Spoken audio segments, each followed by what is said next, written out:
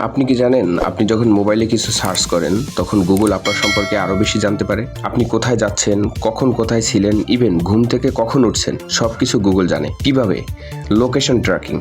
আপনি যদি location on রাখেন গুগল সবসময় জানে আপনি কোথায় যাচ্ছেন। Search history. আপনি গুগলে যেসব কিছু সার্চ করেন তা থেকে গুগল বুঝে ফেলে আপনি কি চান, কি পছন্দ করেন।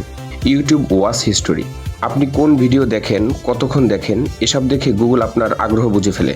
গুগল অ্যাপস যেমন জিমেল, গুগল ম্যাপস, ক্রোম সবকিছু থেকেই গুগল আপনার ব্যক্তিগত তথ্য সংগ্রহ করে। এমনকি আপনি যদি কিছু ডিলিটও করেন অনেক সময় তা স্থায়ীভাবে মুছে যায় না। তাহলে প্রশ্ন হলো গুগল এইসব তথ্য নেয় কেন? উত্তর সহজ, অ্যাডস বা বিজ্ঞাপনের জন্য। আপনার পছন্দ মতো বিজ্ঞাপন দেখিয়ে গুগল প্রচুর আয় করে। তাহলে কি আপনি নিরাপদ?